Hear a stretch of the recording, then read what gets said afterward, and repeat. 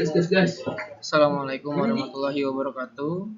Perkenalkan, nama saya Ibrahim, NIM 211012010 dari kelompok 1.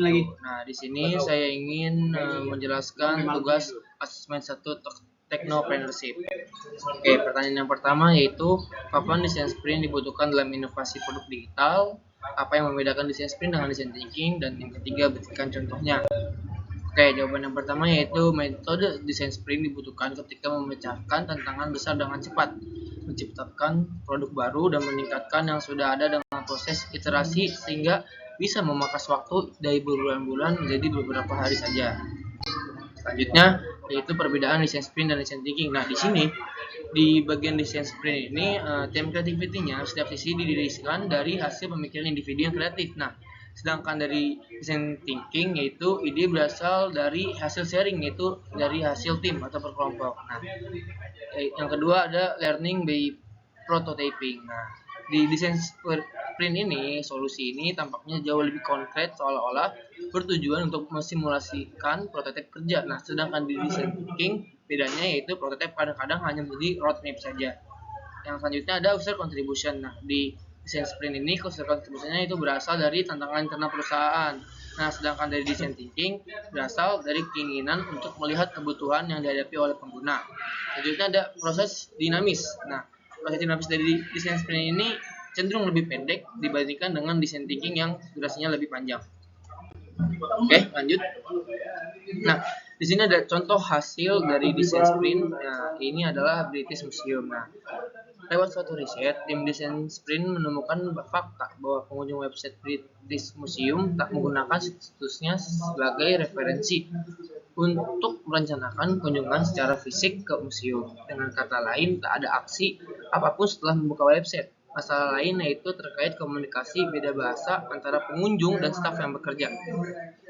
British Museum bukan museum lokal, tetapi belum terlalu cakap dalam komunikasi lintas bahasa. Nah, yang dilakukannya ini yaitu persoalan tersebut yang menjadi jelas saat tim desain sprint mulai mencari solusi. Nah, lewat desain sprint yang dijalankan selama 2 hari, tim desain sprint ini melakukan 25 wawancara, lalu mulai mencoba ide baru tersebut langsung ke museum secara fisik. Nah, hasilnya, museum merupakan organisasi yang cenderung tertutup di mana pengunjung yang masuk seolah menjadi terisolasi.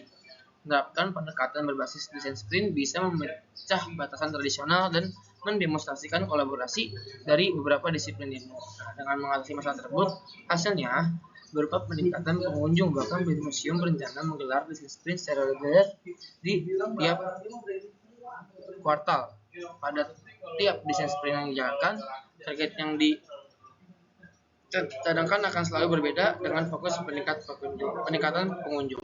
Oke, itu jawaban nomor 1. Nah, lanjut ke soal nomor 2. Nomor 2, mengapa minimum viable product atau MVP itu penting dalam inovasi produk digital, dan jelaskan dengan contoh.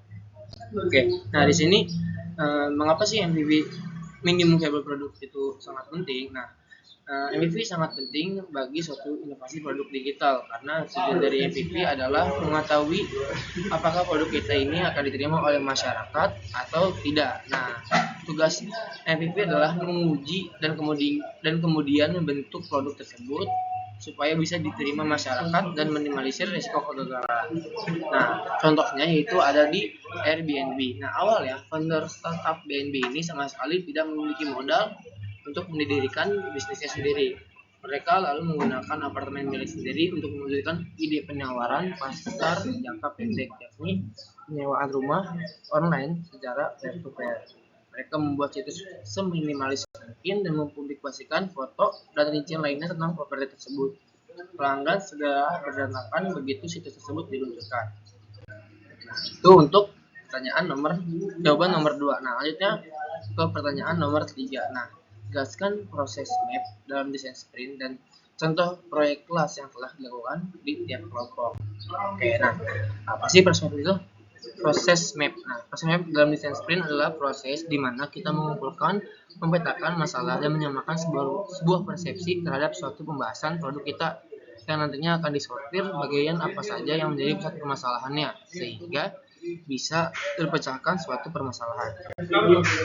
Nah, Ini sprint map dari kelompok kami itu tentang pembayaran POS. Nah, dari apa yang customer